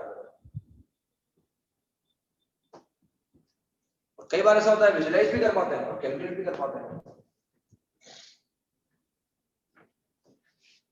तो ये दोनों फिक्स पॉइंट है, इनको मिलाने वाला कोई लाइन सेगमेंट है, और वो लाइन सेगमेंट जो है मूविंग पॉइंट पर हमेशा क्या बनाएगा, राइट एंगल बनाएगा। तो पहली बात तो अपन ये समझें कि जैसे ये लाइन सेगमेंट है, हर बात काम आती है ना, जो ये बात आपको बताई जाती है हर बात को आप नोट करा करो, समय समय पर हर बात का रिवीजन करा करो, कॉपी में लिखी हुई एक एक बात का रिवीजन किया करो आप, जो लिखाया गया है वो ये लिखाया गया है, कैसे भी लिखाया हो, छोटी सी बात हो उसका कम से कम रिवीजन होना चाहिए। ये लाइन सेगमेंट है मानो हमारे पास। अब ये कोई पॉइंट पी है मानो, हमसे कहा जाए दिस लाइन सेगमेंट, हमसे कभी ये कहा जाएगा this line segment is subtending an angle alpha at the point P. Line segment AB is subtending an angle alpha at the point P। इसका मतलब क्या है, इसका मतलब ये है कि लाइन सेगमेंट के दोनों एंड पॉइंट को, लाइन सेगमेंट के दोनों एंड पॉइंट को P पॉइंट से मिला दो। लाइन सेगमेंट के दोनों एंड पॉइंट को P पॉइंट से मिला दो, और अगर ये एंगल अल्फा है तो हम बोल सकते हैं कि line segment AB is subtending an angle alpha at the point. तो कोई लाइन सेगमेंट किसी पॉइंट पर एंगल बना रहा है, इसका मतलब क्या है, लाइन सेगमेंट के दोनों एंड पॉइंट को उससे मिला दो, तो जो दो लाइन बनेंगी उनके बीच में एंगल क्या है, अल्फा है। अब यहाँ क्या बोल रहा था भाई, एक पॉइंट मूविंग है, एक लाइन सेगमेंट तो फिक्स है, लेकिन ये फिक्स लाइन सेगमेंट एक मूविंग पॉइंट पर हमेशा क्या बना रहा है, राइट एंगल बना रहा है। हमें उसका लोकस निकालना है, बता रहे हैं लोकस का मतलब लोकस की इक्वेशन निकालनी है। तो निकाल सकते हैं अपन, सोच सकते हैं ऐसे, मैंने मान लिया भाई ये पॉइंट ए हमारे पास है और ये पॉइंट बी हमारे पास है। अब हम चाह रहे हैं भाई ये जो लाइन सेगमेंट है ये पी पॉइंट पर हमेशा क्या, एक मूविंग पॉइंट को पी मान लिया, और पी कहीं भी जाए क्या होगा, बोलो सही क्या होगा।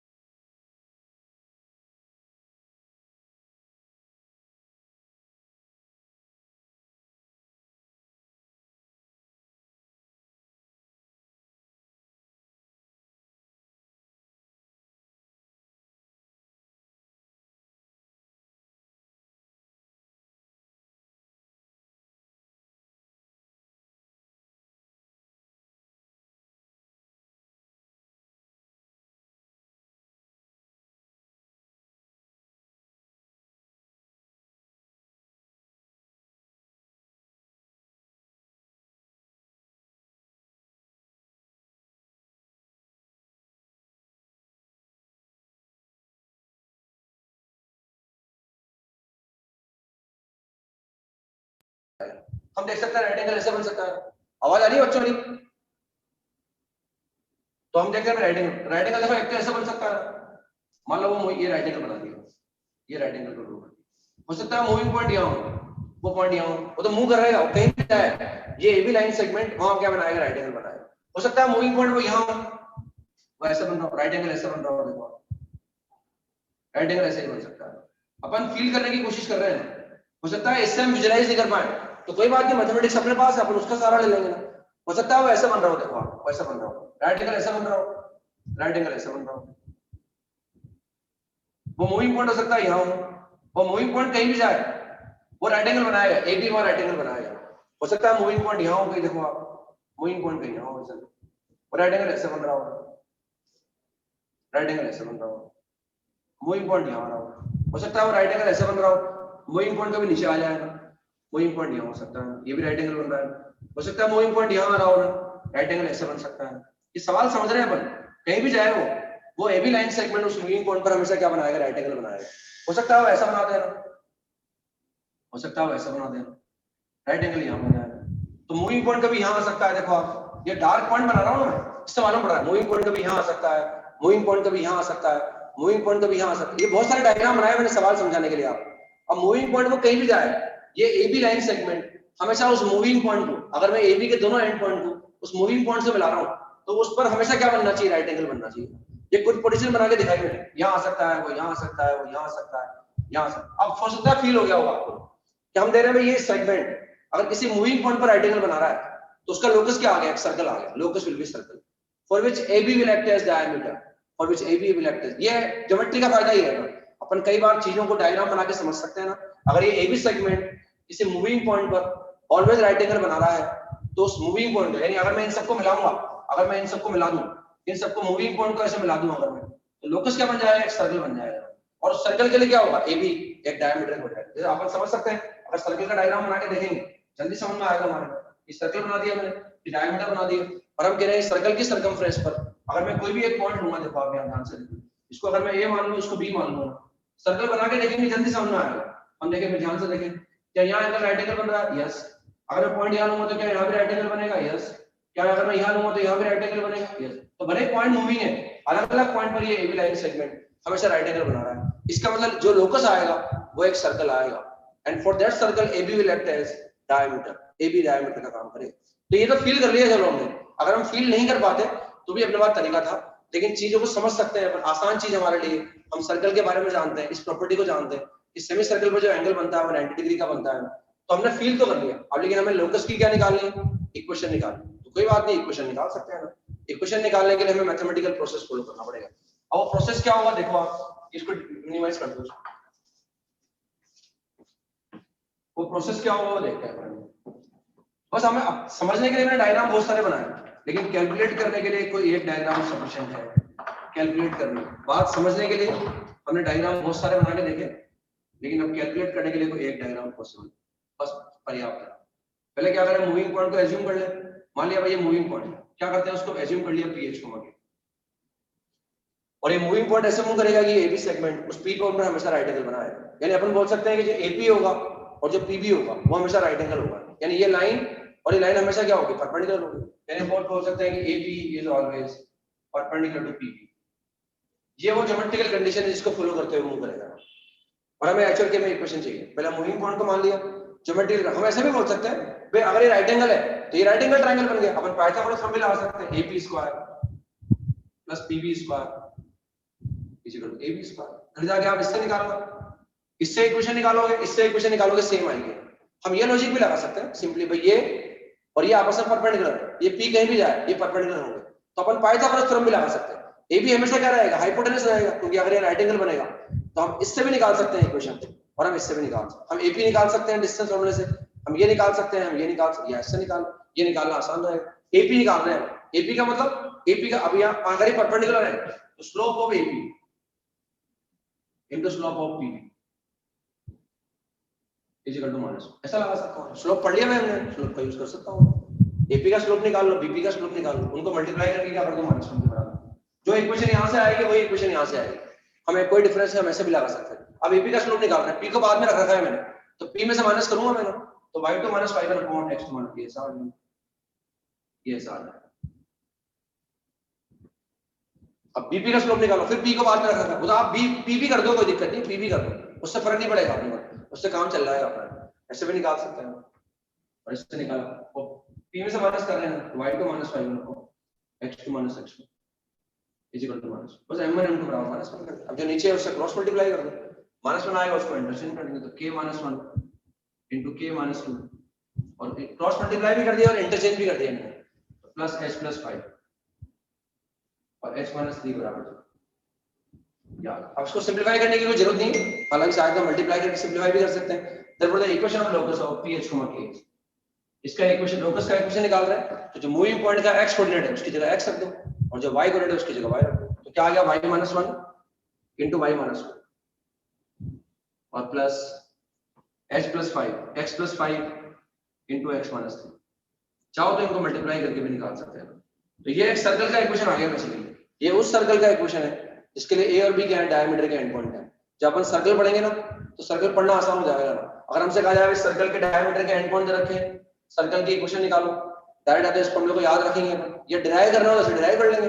अगर डायमीटर के एंड पॉइंट है और सर्कल मुझे निकालना है, तो सर्कल की सर्कमफ्रेंस पर एक मूविंग पॉइंट मान लिया हमने, सर्कल की सर्कमफ्रेंस पर एक मूविंग पॉइंट मान लिया, और अगर इस सर्कल की सर्कमफ्रेंस पर और डायमीटर है तो PA और PB का स्लोप क्या कर दिया, -1 कर दिया।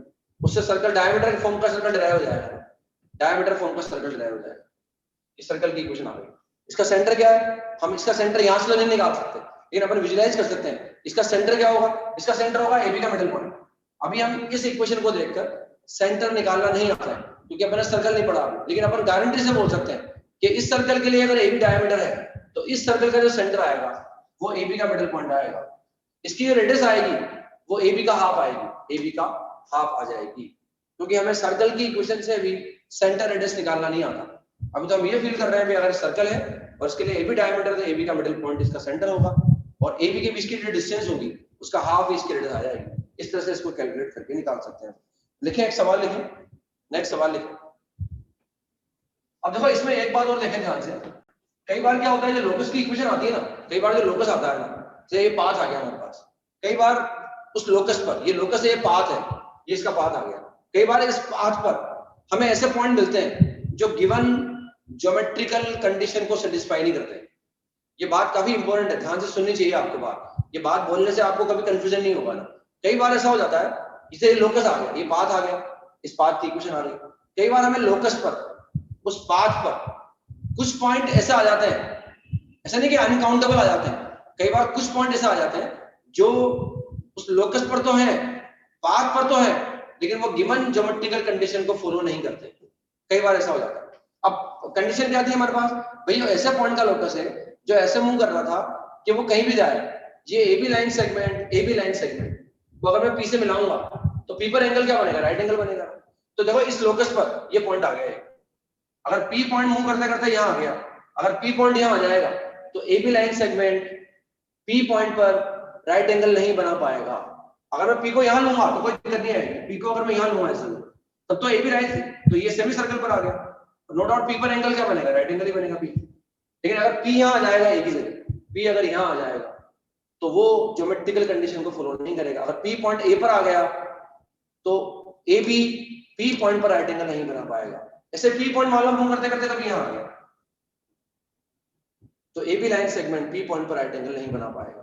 तो कई बार ऐसा हो जाता है कि जो लोकस हमारे पास आता है, उस लोकस पर, उस पाथ पर कुछ पॉइंट हमें ऐसे मिल जाते हैं जो गिवन ज्योमेट्रिकल कंडीशन को सेटिस्फाई नहीं करते हैं। अब मैंने तो बताया आपको ये चीज, मैं तो ऑब्जर्व करवा रहा हूँ आपको, क्यों ऑब्जर्व करवा रहा हूँ, ताकि आपको कभी कंफ्यूजन नहीं। अगर आप ऑब्जर्व करते हैं इस बात को कभी, भाई आपने कहा लोकस ये आ गया, लेकिन भाई यहाँ आ जाएगा तो राइट एंगल कैसे बनेगा, तो मैंने बताया एक बार ऐसा होता है भाई ना, लोकस पर कुछ पॉइंट ऐसे आ जाते हैं जो गिवन ज्योमेट्रिकल कंडीशन को सेटिस्फाई नहीं करते हैं।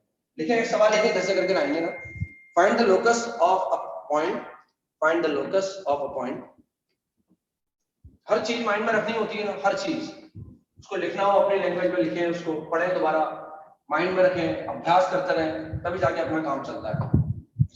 Find the locus of a point which moves in such a way, which moves in such a way that the absolute difference, that the absolute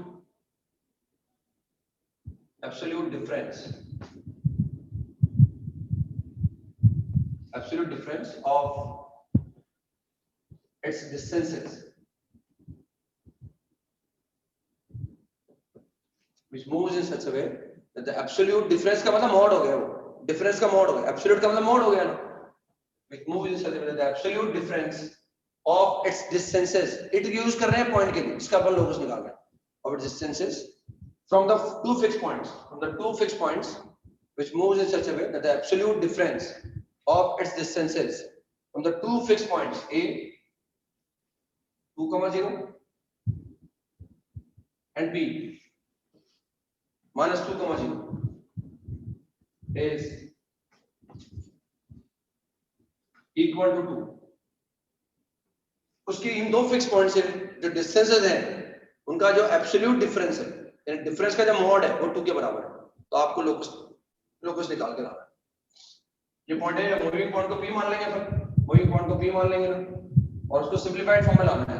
अब कंडीशन क्या है, कंडीशन ये कि P की ऐसे डिस्टेंस निकाल लो, P की P से डिस्टेंस निकाल लो, उनका डिफरेंस का मॉड, ये एब्सोल्यूट डिफरेंस हो गया, एब्सोल्यूट डिफरेंस ऑफ डिस्टेंसेस, और ये किसके बराबर दिया हुआ है, 2 के बराबर। अब इससे भी अंडररूट आएगा, इससे भी अंडररूट आएगा, और मॉड लगा हुआ है, पहले मॉड को खोल देंगे, ये दो अंडररूट आएंगे, इनको सिंपलीफाई करने की कोशिश करेंगे, अपना दिमाग लगाएंगे, धैर्य रखेंगे, हमें सिंपलीफाइड फॉर्म में लाना होता है गिवन ज्योमेट्रिकल कंडीशन को मैथमेटिकल फॉर्म में लिख दिया। अब इसको सिंप्लीफाई करना है, जब लगेगा भाई अब सिंप्लीफाई हो गया, तब उस मूविंग पॉइंट के एक्स कोऑर्डिनेट की जगह एक्स रखेंगे और वाई कोऑर्डिनेट की जगह वाई रख देंगे और आंसर निकाल के लाएंगे अपना। ठीक है ना, कैलकुलेट करके लाना है आपको। ये करें, आगे कंटिन्यू करते हैं अपन, हम होमवर्क जो डिस्कस करना है वो डिस्कस कर लेंगे। तो ये मैंने लिखा ही दिया था आपको, इसको कोशिश करें, फाइट आपको करनी है ना, फाइट मैं भी कर रहा हूँ, रोज रोज आकर मैं आपको समझाने की कोशिश करता हूँ, है ना, एक सेकंड भी बर्बाद नहीं करते आपका। जब से आते हैं कुछ ना कुछ समझाते रहते हैं, चीजों को बार बार बोलते रहते हैं, रोज का काम है, बरसों से कर रहे हैं काम, लेकिन कभी बला नहीं डालते हैं, कभी भी बला नहीं डालते। आपको कभी नहीं लगा होगा कि आज टीचर आप बड़ा उदास लग रहा है या इसकी एनर्जी कम है, आज समझाने में कम ध्यान दे रहा है, एक सेकंड भी लगा कभी आपको? लगा? एक सेकंड भी कभी लगेगा भी नहीं आपको, इस बात की गारंटी है, कभी लगेगा भी नहीं।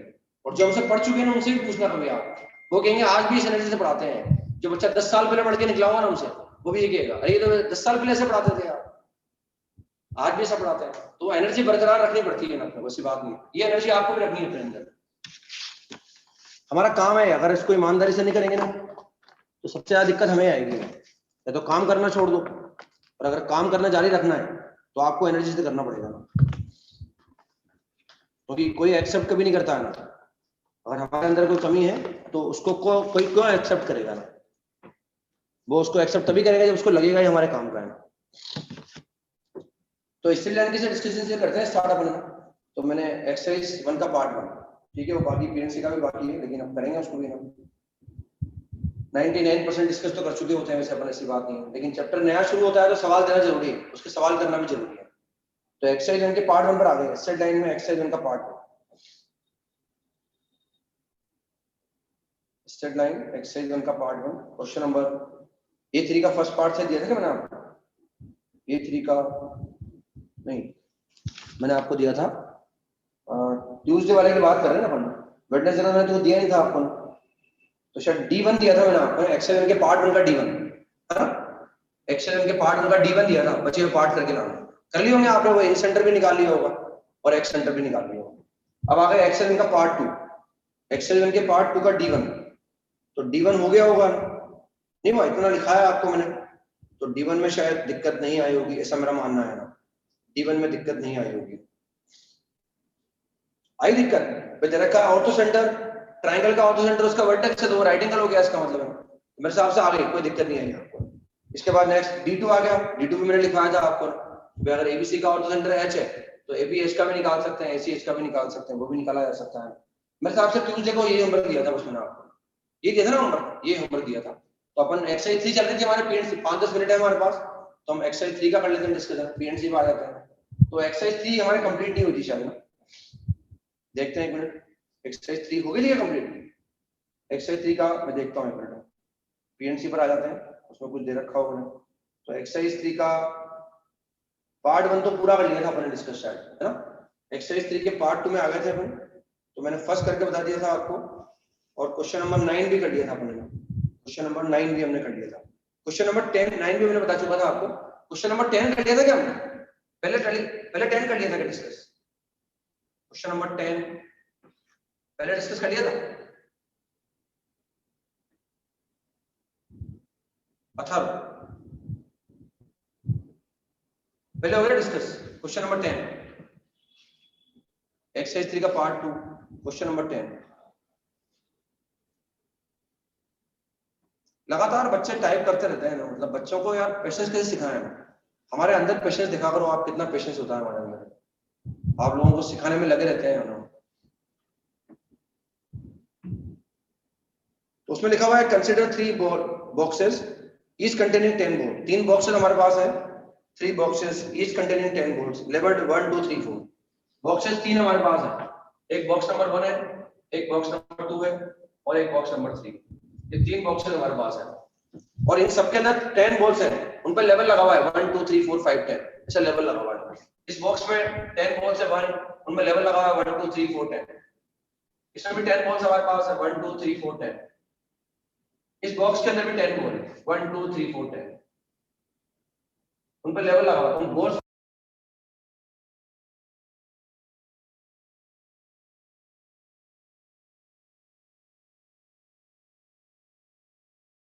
आंख बंद करके निकाल रहे हैं। मतलब हमारे हाथ में कौन सी बॉल आएगी पता नहीं है, ये बॉल नंबर, ये इस पर लेवल 1 लगा हुआ वो आएगी या लेवल 2। रैंडमली का मतलब ये इस बॉक्स में से एक बॉल निकाले रैंडमली, मेरे हाथ में एक बॉल आ गई, पता नहीं है मुझे कौन सा नंबर की, 1 नंबर की या 10 नंबर की, पता नहीं, यहाँ से भी एक बॉल निकाल ली, यहाँ से भी एक बॉल, तो 3 बॉल आ गई हमारे पास। फिर आगे बोल रहे हैं denote by ni the level of the ball drawn from the ith box, denote by ni, यानी ni दे रखा है, ni किसको डिनोट कर रहा है, it denotes the level of the ball drawn from the ith box. Box कितने, 3 है हमारे पास, i दे रखा है ना, i 1 2 3 है, क्योंकि बॉक्स हमारे पास 3 है, it is representing the level of the ball drawn from the ith box, drawn from the ith box, level on the ball drawn from the ith box. Sir मैं n1 की बात करूं, n1 की, तो ये n1 का मतलब ये है कि this is representing the level of the ball drawn from the ith box. तो फर्स्ट बॉक्स में जो बॉल ड्रॉ की उसके लेवल को डिनोट कर रहा है। अगर मैं i1 n1 की बात करूंगा तो ये लेवल को डिनोट कर रहा है, यानी हमने फर्स्ट बॉक्स से जो बॉल ड्रॉ की उसके लेवल को डिनोट कर रहा है n1। n2 की बात करूंगा तो this is representing the level of the ball drawn from the second box. अगर मैं फर्स्ट बॉक्स में से कोई बॉल निकालूंगा, उस बॉल पर जो लेवल आएगा 1 आ सकता है, 2 आ सकता है, 3 आ सकता है, 10 आ सकता है। तो n1 का मतलब this is representing the level on the ball which is drawn from the first box. ये बोल रहा है ना, ये i बोल रहा है, i को 1 रख दूंगा तो from first box, from the second box. और अगर n3 की बात करूंगा, this is representing the level of the ball drawn from the third box, drawn from the third box. अब आगे बोल रहे हैं then the number of ways in which the balls can be chosen such that n1 less than n2 less than n3। हमने 3 ball जो निकाली, ये क्या कर रहा है, ये लेवल को डिनोट कर रहा है। पहले बॉक्स में से हम बॉल निकालूंगा, उस पर जो लेवल आएगा वो n1 है, उसको मैं n1 बोलूंगा। दूसरे बॉक्स में जो बॉल निकालूंगा, उस बॉल पर जो लेवल लगा हुआ आएगा उसको मैं n2 बोलूंगा। तीसरे बॉक्स में जो बॉल निकालूंगा, उस पर जो लेवल लगा हुआ आएगा उसको मैं n3 बोलूंगा। और हम चाहते हैं जो 3 बॉल हमने निकाली वो इस तरह से निकाली हो कि पहले बॉक्स में जो बॉल आई उस पर जो लेवल आएगा सबसे छोटा आया हो, दूसरे में से निकालूंगा थोड़ा वो बड़ा है, और तीसरे वाले का लार्जेस्ट आएगा। यानी ऐसा नहीं हो सकता कि मैंने पहले बॉक्स में से बॉल निकाली वो 10 नंबर की आ गई, इसमें से बॉल निकाली वो 9 नंबर की आ गई, इसमें से निकाला वो 8 नंबर की। ऐसा नहीं होना चाहिए। फर्स्ट बॉक्स में से जो बॉल निकाल रहा हूं उसका लेवल सबसे छोटा आना चाहिए, और जो लास्ट बॉक्स में से जो बॉल निकाल रहा हूं उसका लेवल सबसे बड़ा आना चाहिए। यानी ये एक्सेप्टेबल है। पहले बॉक्स में से बॉल निकालो ये 1 नंबर की आ जाए, यहां से बॉल निकालो उस पर लेवल 2 आ जाए, और से निकालो लेवल, ये ऐसा है। यानी तीनों बॉक्स से जो बॉल निकाल रहा हूं उनके लेवल तो डिफरेंट आएंगे, लेकिन पहले बॉक्स में जो लेवल आएगा वो सबसे छोटा है, उससे बड़ा यहां से आया, उससे बड़ा यहां से आया। अब देखो तीनों लेवल अगर डिफरेंट है ना, लेवल कितने हमारे पास 10 है, हमें तीनों डिफरेंट चाहिए, तो 10 में से 3 अलग अलग लेवल चाहिए। किसी एक पर 1 आ जाए, एक पर 2 आ जाए, ऐसा तो आ ही नहीं सकता यहां से 1 आ जाए, यहां से 1 आ जाए, यहां से 1 आ जाए, फिर n1 n2 से छोटा ही नहीं आएगा, बराबर आ जाएंगे दोनों। हमें 3 अलग अलग लेवल कितने 10 है, हमें 3 अलग अलग लेवल चाहिए, हमें 3 अलग अलग लेवल चाहिए। 10 में से 3 लेवल ले लो, बोले आप ये 3 लेवल ले लिया, 10 में से 3 लेवल आ गए, 10 लेवल है, इनमें से 3 लेवल है। ये क्या हुआ होंगे, या तो ऐसा आया होगा 1 2 3, या आया होगा 1 2 4, या आया होगा 1 2 5, इस तरह से 10 से 3 आ गया। अब मान लो ये लेवल आ गया, तो भाई इसको अरेंज करने का तरीका एक ही, ये लेवल आया ना सबसे छोटा, ये B1 में से आना चाहिए, ये B2 में से आना चाहिए, और ये B3 में से आना चाहिए। इसको अरेंज नहीं करना बस इनटू 1। जो भी हमारे पास 3 लेवल आए हैं, छोटा वाला B1 में से आना चाहिए, बड़ा वाला B2 में से आना चाहिए, और ये वहां से आना चाहिए। तो 10 से 3 इंटू 1 आ जाएगा, 10 से 3 इंटू 1। इसके बाद क्वेश्चन नंबर हम 11 पर आ गए। 11 हम कर चुके थे, पहले मैं बता चुका था, मुझे याद है। तो एक्सरसाइज 3 तो कंप्लीट हो गई हमारे। एक्सरसाइज 3 के बाद जो है वो हमारे चल रहा था होमवर्क है ना, एक्सरसाइज 3 का पार्ट ये मैंने थर्सडे को दिया था आपको लास्ट में, उसके बाद हम फ्राइडे पर आ गए। तो एक्सरसाइज 2 का पार्ट 1 क्वेश्चन नंबर 4 और 14 ये डिस्कस करना बाकी है। एक्सरसाइज 2 का पार्ट 1 क्वेश्चन नंबर 4 और 14। एक्सरसाइज 2 का पार्ट वैसे मैंने पूरा कर रखा है, लेकिन हम ऑर्डर में चल रहे हैं ताकि मुझे याद रहेगा। थर्सडे पूरा हो गया, अब फ्राइडे पर आ गए, लास्ट फ्राइडे की बात कर रहे हैं। तो एक्सरसाइज 2 का पार्ट 1 4 और 14, एक्सरसाइज 2 का पार्ट 1 4 और 14।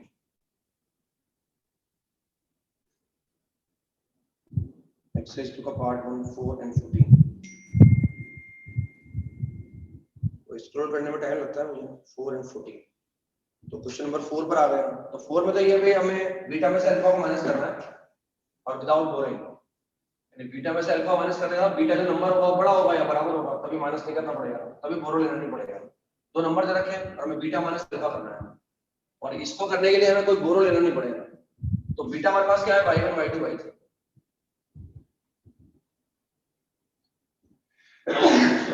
और ये क्या है, x1 x2 x3।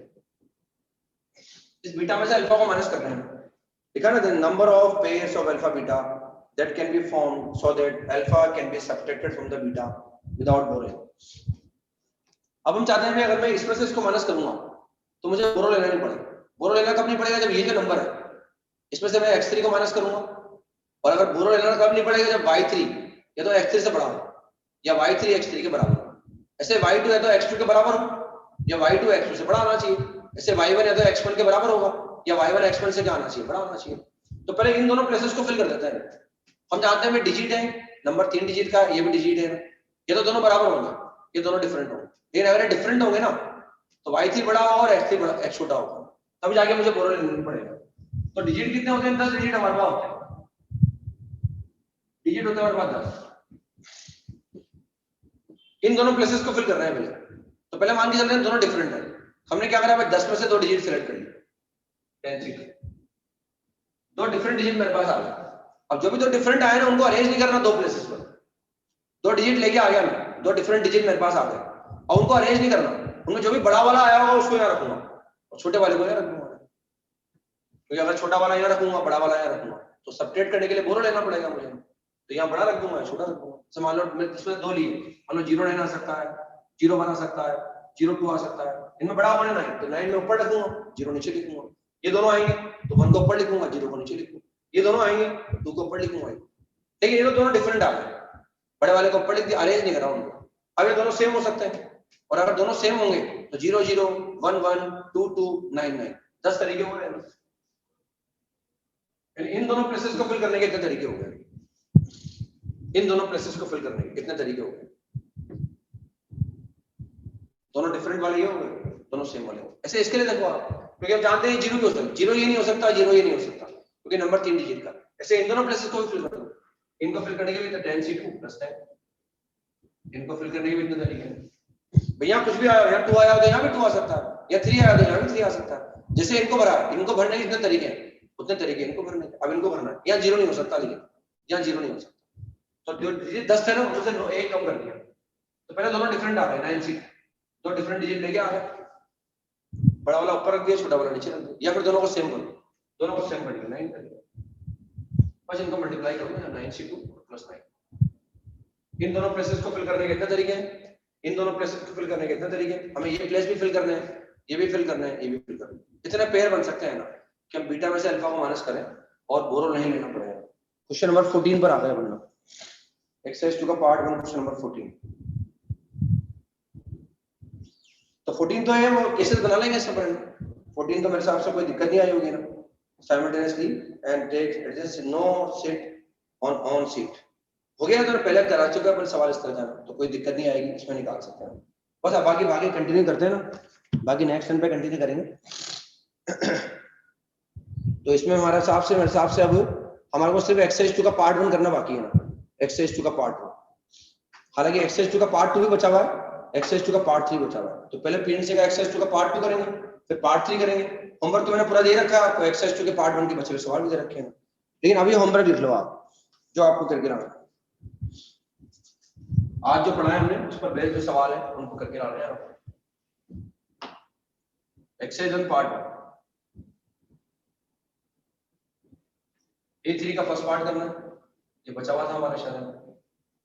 इसके बाद A4 करना है, A4 के बाद A5 करना है, A4 के बाद A5, A5 के बाद D2 करना है, D4 करना है, D5 करना है। एक्सरसाइज का पार्ट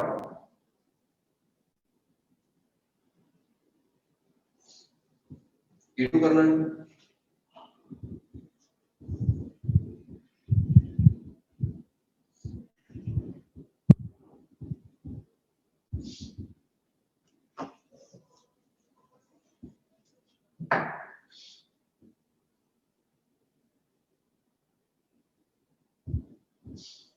D5 करना है,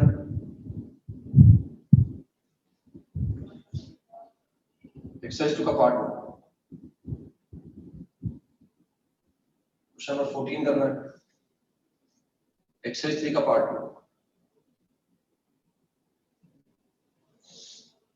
5 करना है, 8 करना है, 13, 17 ये करके ना ये सवाल करना है, ठीक है। इन सवालों को करके लाना है आपको, जो पढ़ाया गया है इससे 10 को जरूर पढ़े ना। सवाल को एक आध कम हो जाए, मैं सवाल कम करने के लिए नहीं बोल रहा, लेकिन सवाल अगर एक आध कम होगा तो चल जाएगा, अपन कहीं ना कहीं सीख लेंगे उसको। लेकिन थ्योरी में लिखाई गई एक एक बात आप बार बार पढ़ा करो, है ना, उसको समझा करो, उनको माइंड में रखा करो, सवाल में अप्लाई करने की कोशिश किया करो, तब जाके काम चलेगा, तब जाके कमांड आएगी। एक एक चीज दिखा रहे हैं आपको, ये इंतजार नहीं कर रहे हैं कि सर्कल पढ़ाएंगे सर्कल में बताएंगे, जो चीज भी सामने आ रही है उसको समझाने की कोशिश कर रहे हैं आपको। नेक्स्ट सर्कल कंटिन्यू करेंगे।